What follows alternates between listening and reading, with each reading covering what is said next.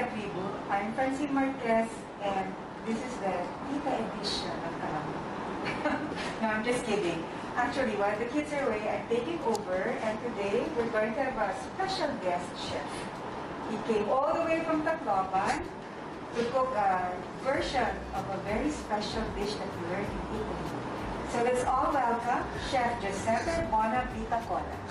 Hi. Thank you. KalanPag. Thank you for having me. I'm excited. So, did you really come all the way from Tacloban? Well, I mean, like around 5 months ago, yeah. Yeah, I've been here around 5 to 6 months, yes. And what have you been doing?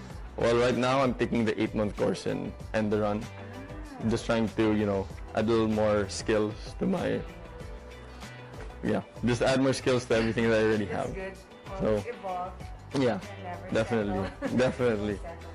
Yeah, so I'm excited. And I'd like to share this tradition with you. That every time we have a guest chef, we let them wear our special KalanPag apron. Oh, I'm honored. Thank you. Awesome. All right. So the recipe we're preparing today is bolognese, which is a meat sauce. But it's a different take because I learned this recipe while I was in Italy.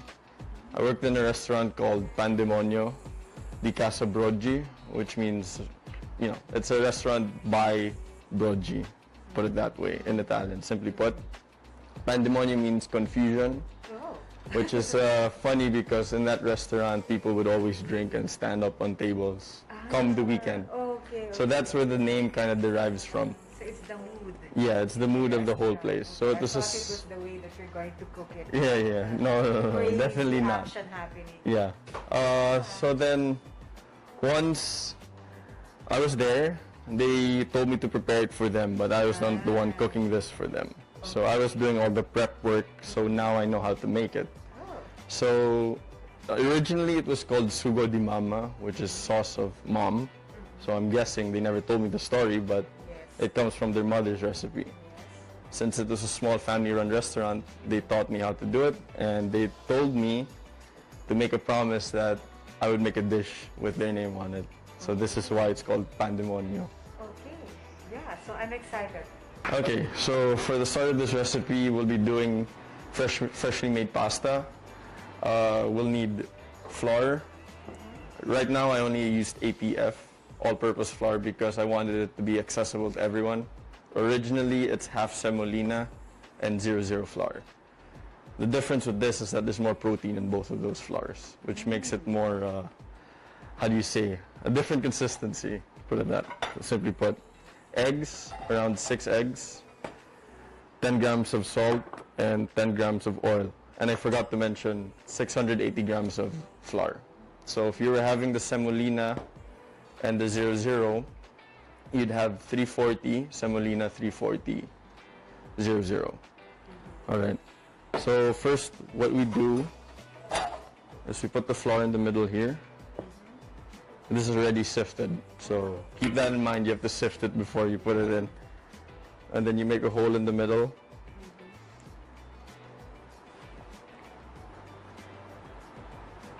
And then what we do next is we crack the eggs open individually. Make sure there are no shells inside. And then you put them in one at a time. Because the problem is, if you put it directly and one is spoiled, you throw away the whole thing. You don't want that to happen. So you put it in a bowl first and then you transfer it. Okay. Alright. To make sure that it's safe and Yes, exactly. Because that would probably ruin your whole afternoon if you had to throw everything away.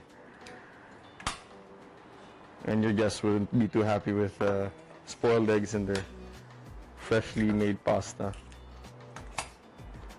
At this point, I only put 5, and unfortunately, made a mistake. It's dripping out. But you start mixing it in the middle here. For me, I was taught that you put the salt around here, but it's up to you. You could put it in the middle, so on and so forth. And you put the oil in the middle as well. Just keep mixing and bringing things around. Nowadays, because as a kid, you don't really care.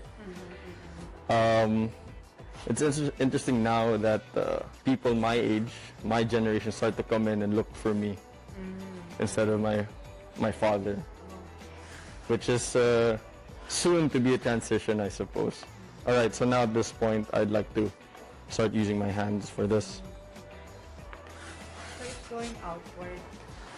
No, not necessarily. You just have to clump up. This is how I knead it. One way, turn, another way, turn, another. And we were a class of 30. Wow.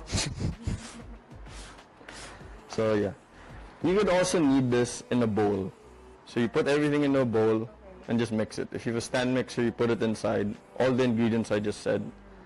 Put all together and just have it mix. Easy. Okay, so after resting the pasta that we just did in the fridge, obviously clean wrap it first to avoid it from drying. Take it out after 30 minutes. That's the minimum I would suggest. Or you could even wait till the next day. That'll be the best way. So now, what we do with it, what I'm gonna do is roll it out with a pasta roller. And before I do that, I'll cut it into smaller pieces because if it's too big, it won't roll so well. So it depends how well you do it, but for me, I find this is the most effective way. Cutting it into like less than that big. So now what we do is we flatten it.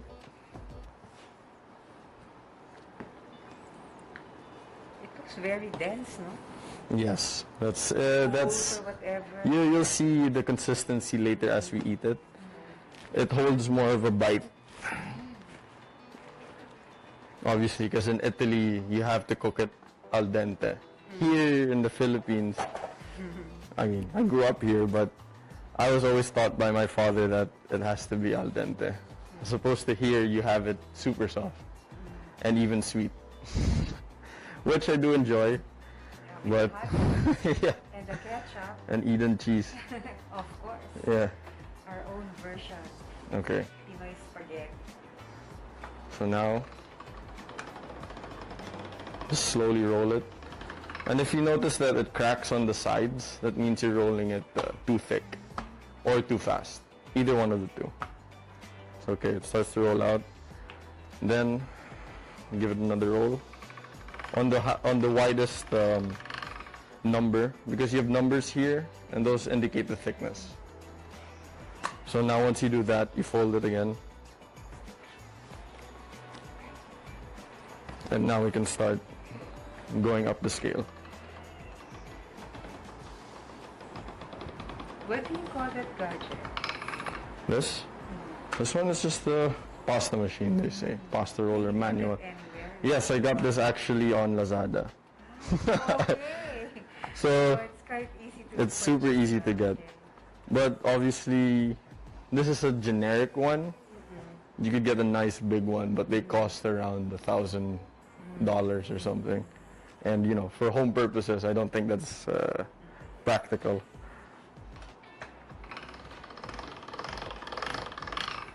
Right, so moving down. And also, it doesn't have to be, you know, perfectly shaped. You know, for me at least, it doesn't. But certain areas or places you go to, they might insist on that if you're working there. But this is just for the house.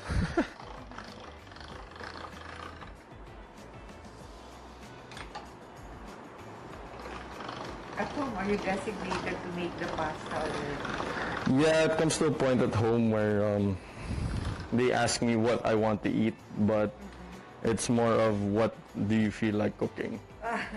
Because I always end up cooking a lot of the things. And also I hold the pasta with the back of my hand. Earlier I wasn't, it was a mistake by me, but if you do this, you tend to leave like the indents on the pasta, so you don't want that. Okay, so now we have the pasta dough. You can make it a little more straight if you want. Put that back in, and that's it. Your one dough. Put a little flour on it, and then you can set it aside. So that's basically the pasta rolling process. But then, after you do this, what I do, this seems long enough. I fold it in half here, and here, maybe, all right. And then I do this. One more flour.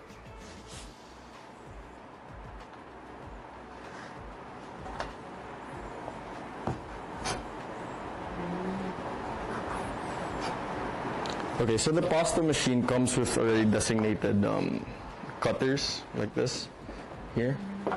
But I'm showing people how to cut it because, you know, maybe you don't have this. Does it have to be of a particular width if you have to cut it? No, you could cut it whatever width you want, to be honest. It's your call on this. And then you do this here. And then now you have the pasta. Okay, now that chef is done making the fresh pasta, he's now going to prepare the vegetables and the rest of the ingredients. Yes. So obviously, first you need to wash everything. Right now we have, just to this demo to you guys, we have celery, carrots, 1 carrot, 1 lemon, and 1 red onion. So I'll be processing them. Let's start with the lemon, the easiest one because we only need the zest, which is the skin outside. So you just have to, if you have a peeler, any peeler.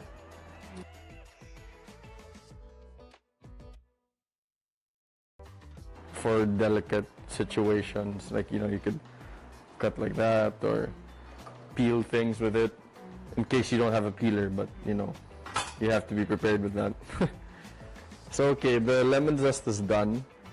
What I would do usually is, for this recipe, just roughly chop it. Doesn't have to be exact, you know, no one's gonna crucify you for it. There. So now we're doing the carrot. I already washed it. Now I just have to peel it. This is where the fun part begins. If you don't have, this is a mandolin. You slice things thinly with this. Basically, you still slide it down here, and it comes out this end. I'm using a towel because it's easy to cut yourself and slide. So it's super sharp. I've cut myself on this a few times. I can imagine maybe you've experienced a lot of burns and cuts already. Yeah. If you got. Fortunately, there's no close-up on my hands because they're a little bit scarred. Because I don't know, I just see some chefs, they just touch things straight from the pan. Yeah. It's not that it doesn't hurt, we're just used to it. Yeah, and I'm throwing away the trimmings. I shouldn't, because you could use that for stock or broth. Okay. So ideally, what you want to do in the kitchen is not try to throw the least amount as you can to save money. The celery, it's a bit soft, but anyway, I cut it into smaller, more sizable pieces that I can handle because I'll be peeling it with the peeler to remove all the fibers from outside. So you peel that by doing this here. Hold it. That's the fiber. You want to remove that because of the fad ube, like an ube pandesal kind of thing. Okay. And then you have to tell them that it's from a brick oven. Yeah, which makes that's right. it totally different. You have that smoky taste from the breads. No? So yeah, that's where I learned to cook, mostly in the oven at first, which made it hard for me to learn a bit stove cooking because there was no monitoring or regulation. Okay, so now I'm also doing the red onion.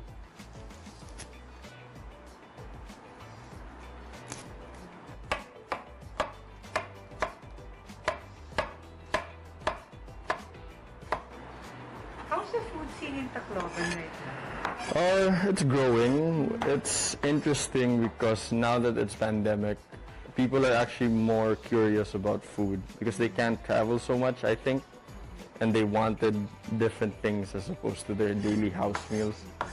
Because before, I would serve risotto or try to, and people would ask me, why is there cheese on my rice? And then now people are looking for, can we make this? Can we make certain things for them? They're more demanding Yeah, right now. which is good, which is good. So chef, you're done with the vegetables. What's the next step? Okay, so right now we strain the dried porcini we had earlier.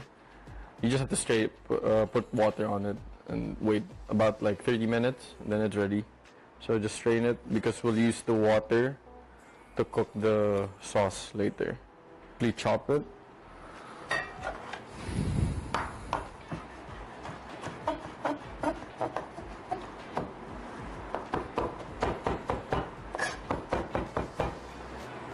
And then next we remove the leaves off the sage and the rosemary that we have, and then roughly chop that as well. Okay, so now we've come to the main event, cooking the sauce, chef. Yes. Okay, so what do you have to do? Okay, so right now we just have to heat up the pan. Well, here we have a cast iron pan, but you could use any pan. I just prefer this because it cooks a little more evenly. So what we do first is we put olive oil.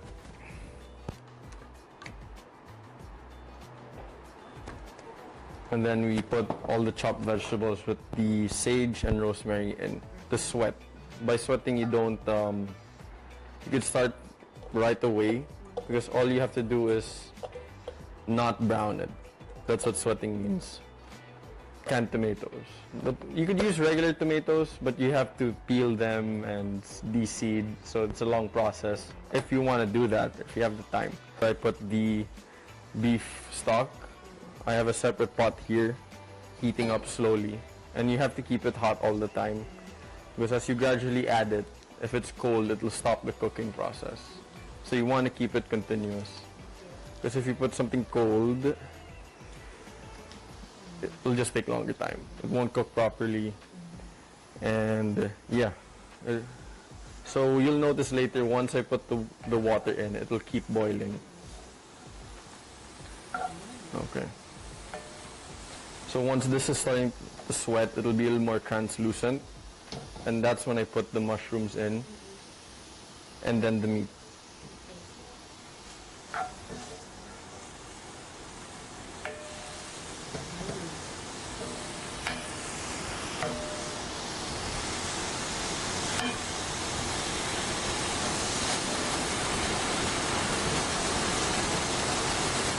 So while this is sweating, you can add some salt into your water on the side. The best way to check is to taste the water. As soon as you taste the salt a bit, it's good. You don't have to add any more. So now, this is here. Alright, so we just have to wait for that. And it's ready. You just have to make sure it doesn't burn at the bottom, but if you notice I cook it on low, it should be okay. You know, for sanitary sake. You don't want to contaminate the food in case you touch something prior.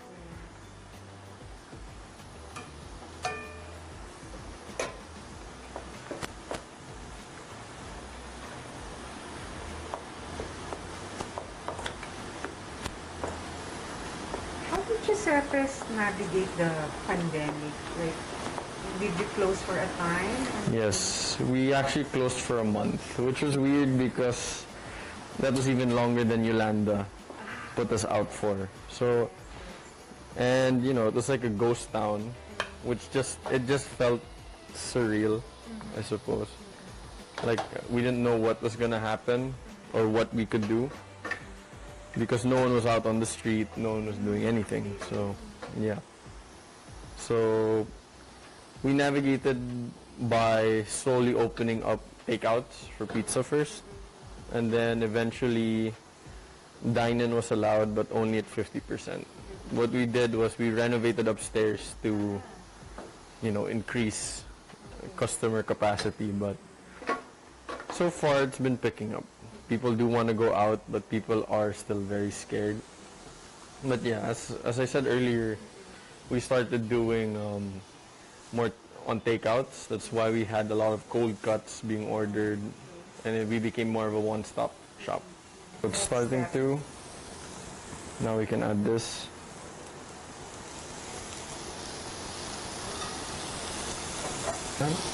Maybe a little more oil.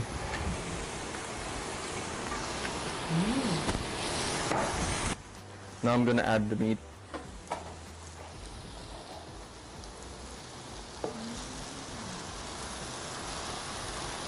So, in Filipino cooking, we always start with the meat for the fat to come out.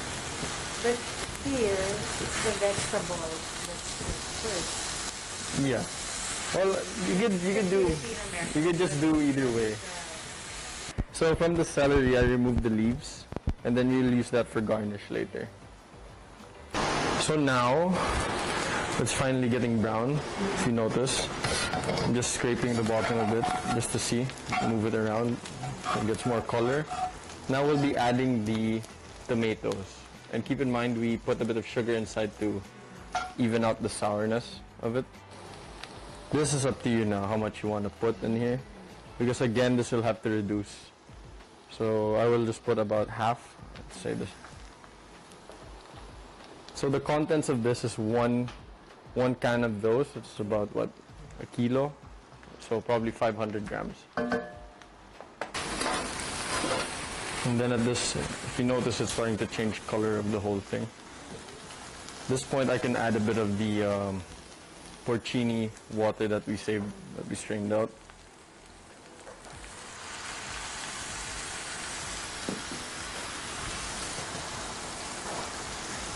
Immediately. Or can children eat it because it has alcohol? Yes, they can. Because it disappears. Yes. It's the first thing to go. Okay. Now, put the broth, just to cover. And this is where all the seasoning comes from.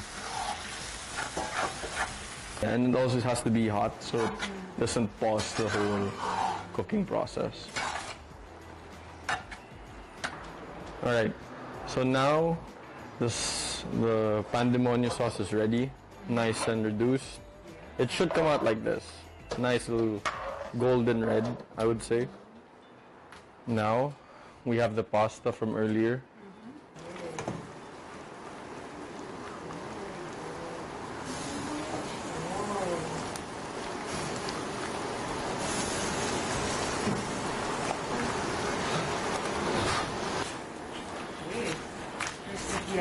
Yeah.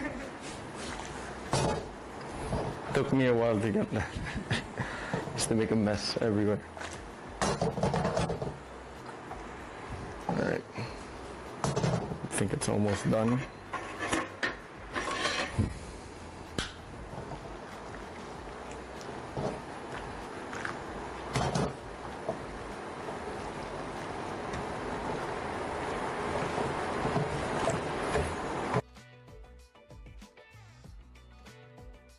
Let's see about the plating.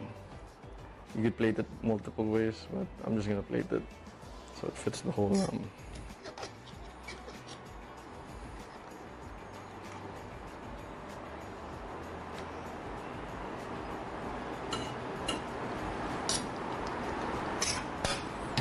Okay.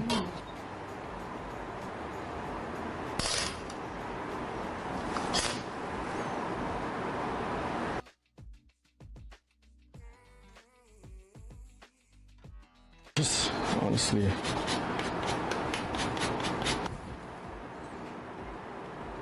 Wow. Okay. So next, we'll Yes. have the Pandemonio reveal. Okay, Chef Joseph, I'm so Yeah. excited. I want to taste it already. Me as well. Yes. So, mga katribu, this is the Pandemonio reveal. More. Taste it. Nice.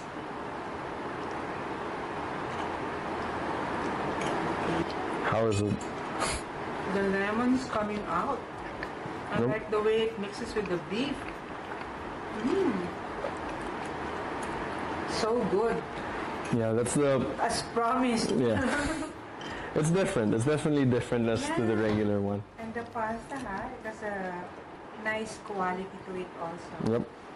So, thank you, Chef. It's been a pleasure. Yeah. Thank you for sharing your recipe. Yeah. Thank you for having me. It was just fun You should cooking come here. back. And you should also invite our viewers. Oh yeah. If any one of you find yourself in Tacloban, just go to a restaurant. It's not hard to miss. I mean, it literally has my name on it. Okay. Giuseppe's. You could ask anyone there, they probably know.